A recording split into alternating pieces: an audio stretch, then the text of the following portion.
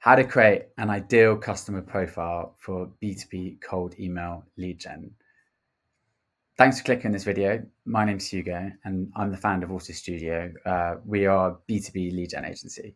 So today, this is something no doubt you'll see come up time and time again, the chat of ICPs, what they are and how to define them. And most importantly, why they are so important for any B2B marketer. So over the next 5 to 10 minutes, I'll try and dive deeper and give my take on this and actually back it up why I believe it's so important. And most importantly, I really want to distinguish between actually why it differs from other profiles like bars and users personas, and how if you can clearly define all three of them, it's going to massively help the effectiveness of your cold email campaign. So let's get started. So here's what we'll cover today. What is an ICP? And then we'll go into don't confuse it with user and bars personas and differentiate those two. The myth of my products is for everyone. The magic formula, practical steps to define an ICP, and then just concluding everything and wrapping it all up. So let's kick off with this. So what is an ICP? When talking about cold email lead gen, one term that frequently gets thrown around, as I've mentioned, is ideal customer profile. What is that? Who are we targeting? That is the first thing. When we have our onboarding call, is essentially that's what we're trying to define. Is really, really get under the bonnet of your business and figuring out exactly who that ICP is. However, where I believe there is a common mistake that many make is confusing the ICP with buyers or users personas. That being said, but both of the latter are still vitally important. I'll go into that in more detail, but I think to truly understand who you're targeting and exactly who that person is, what that business is, it's so important to break them up into three sections. I know it may be slightly misleading, but your ICP isn't a single person. It's not about Joe from accounting or Sarah from HR. It's about the entire company that represents your perfect customer. So an ICP should encompass various aspects such as the company size, the geographical location, the budget has for solutions like yours, whatever you're selling. So in my instance, it's B2B lead generation, and what tools you're currently using. So as mentioned, understanding this is going to help you reach the right companies, but it will also help tailor all your products, all your marketing efforts directly to those who essentially find the most value out of what you offer. So what does this look like then? So this is just a brief overview of what your ICP should look like. So, what the kind of questions you should be asking. So the company size, is it a small, medium, large company? How many employees does it have? I just realized this about employees wrong. But yeah, how many employees does it have? Is it a 10-person business? Do you have 50 employees, 200, or is it 1,000, even more than that? But yeah, that giving you an idea of exactly who you're going to target or the number of employees is going to be really important, because naturally the chain to command, if you get targeting a bigger company, is going to be a lot bigger. So you're then going to have to be more wary of those kind of job titles you're going to be targeting for a bigger company as opposed to a smaller company. Then obviously industry, what's their revenue, what kind of budget are they going to have to pay for a service like yours? Then obviously location, and then current tools they're using. That's more applicable if you're selling a SaaS product, but it's worth keeping in mind. And particularly, let's say for what I'm selling, the current tools, the CRM systems they're using, that's going to be a relevant question that I need to ask them. But as I said, this table highlights the main attributes of an ICP. But as I said, understanding this and look at it as like the top of the funnel. If we're looking at a persona funnel, understanding these is actually going to massively help narrow down the initial pool of prospects you're looking to target. But this is only the first step. So don't confuse this with the user and buyer persona. So we have an ICP, which is the level above, which I just explained to you, but this is there we then looking more at the unique attributes of the business. But naturally, the next step is to refine your targeting strategy further.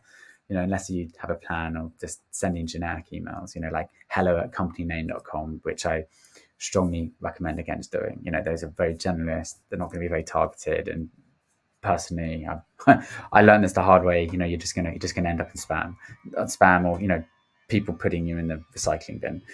But anyway, essentially, user and buyers involves identifying the key individuals within the business who play A, the role in purchasing from you, and then B, the people who are going to be using whatever it is you sell day to day. For example, with me selling B2B lead generation, it will be the sales team I hand over the lead to. So my process, the experience of working with me is going to be far more relevant to them. So that's how you essentially going to be wanting to adapt your messages to. But in larger companies, you'll find these roles are usually clearly defined and allowing for more precise targeting. Let me just have some water. Yeah, so as I said, these roles are going to be more clearly defined, allowing for more precise targeting. However, in smaller businesses, you may find that the roles are slightly more merged. So, the person who's buying for you is going to be using from you as well. So that's why it's just really important to understand each of these steps. And yes, admittedly, there's an argument that you could just include this in the initial search, but I believe that systematically, breaking all of this down is just going to help you understand the core of who you want to target far more clearly, and essentially to segment your marketing. And yeah, in all honesty, this is what works for me. So I just recommend anyone watching this actually tries it as well, because it just allows you to look at everything from all angles.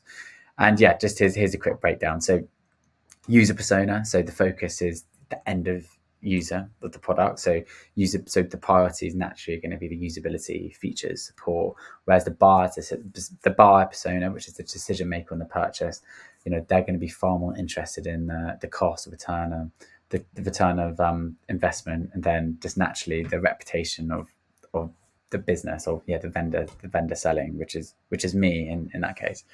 So the myth of my products is for everyone. So now you have a better understanding of ICPs, buyers personas, and user personas. I feel it's important to kind of dispel a quick myth when you hear my products for everyone. So here's an example. So which hopefully will bring this to life a bit more. But imagine a product, a construction business that has developed a new advanced concrete mixer. Initially, they claim their mixer is suited for everyone in the construction industry, from small contractors to large scale construction firms. However, when we delve deeper into this on closer spectrum, it becomes apparent that this isn't entirely accurate. So let's just break this down, and hopefully this will kind of bring my point to life a bit more. So the mixer is designed with high capacity features and cutting edge technology that automates several processes, making it highly effective, but also significantly more expensive than standard mixers. Because of this advanced technology and cost, it's actually not suitable for small contractors or independent builders who handle smaller projects. These groups often have limited budgets and may not require such sophisticated machinery for their daily tasks. So instead, the ideal customer for this mixer is large construction firms working on extensive projects. So these firms can leverage the high efficiency and automation to save on labor costs in time, justifying the higher investment. And they also more likely to need robust performance offered by the advanced mixer for large-scale construction, such as high-rise buildings or extensive infrastructure projects. So the summary here is, while the company initially marketed the mixer as suitable for everyone in the construction industry, the reality is that it's specifically tailored for large construction firms focused on significant projects. So when you're targeted, essentially, this is going to allow you have far higher conversion rates, and you're going to be far more efficient with your resource, whereas untargeted is low conversion rates, and you're just going to waste a lot more time because your leads aren't nearly as qualified. So my product is for everyone is a mindset that can actually really hinder your growth. Why do I say that? Is because by trying to appeal to everyone, you're just going to massively dilute your message. You're going to have this really watered down, just generalist message, and you're just actually not going to get that much buy-in for it. It's just going to essentially weaken your position, but also attract a lot more unqualified leads, which means more wasted time and prospects. So it's actually never going to convert. Whereas effective marketing, especially in B2B, starts with a laser focused targeting, and that's where a well-defined ICP, user and buyer persona comes in. It also ensures that every piece of your marketing and every sent email is crafted to appeal to the companies most likely to benefit from purchasing a product. So here are some practical steps to define your ICP. So I think this is always a good way to lay it out, because as I said, so we've got the ICP at the top, but we can't forget about the buyers and user personas. They're all equally as important, and actually they all form one. But as I said, we kind of want to go into it in this systematic process, in a systematic step. So ICP, the optimal type of company for your product or service, the buyers personas, the specific attributes and decision makers making the making the calls to buy your product, and finally the end of users of your product within the company, focusing on their daily challenges, job responsibilities, and specific needs is going to help you massively tailor your marketing to appeal to them and have a think about why they're going to benefit from using your product. So as I said, so I think in terms of defining this, the best place to begin is actually to look at your existing customer base. So if you're a startup, this approach naturally will look a bit different, and it's going to be more about gradually building up. So you have that 10 customer base, and actually more testing out product market fit is going to be your priority, testing out those messaging and figuring that out until you kind of get to that 10 customer base, where you can then actually have a more accurate idea on who your ICP could be. But then essentially what you want to be doing is to answer the questions and framework I used above for your ICP buyers and using them. You'll soon be able to actually identify patterns in industry size and actually needs. So I guess questions to ask yourself is, who are your best customers? What common characteristics do they share? And then essentially just using data to build a profile on the types of companies that not only use your product, but really thrive using it. And essentially that's what's going to help make up your ideal customer, your ideal customers. And they're the ones who are also not only purchasing, but also become long-term clients and advocates for your brand. But I think someone actually mentioned this to me the other day, and I thought this is a really valid point, because I've been guilty of confusing it. But it's really important to distinguish from those customers who just really happy and like you as a person and just love your product, but it's the ones who you've actually achieved really, really great results for. And I think a good way to look at this is to aim for those people to put into that pool of potential ICPs to build your ICP from is the ones, like, regardless of having good rapport with them, if some randomer who's had no interactions with you at all has just seen the result, you've got this person on paper and then immediately wants to have a conversation with you. I think that's a very good benchmark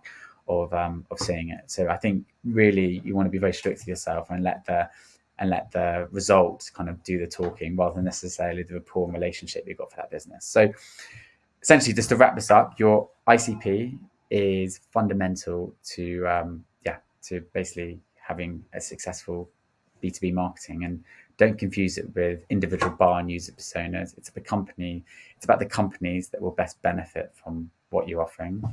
So it's really important just to spend time defining this, as your lead generation efforts will massively benefit from just going through this whole process. Anyway, thank you so much for watching.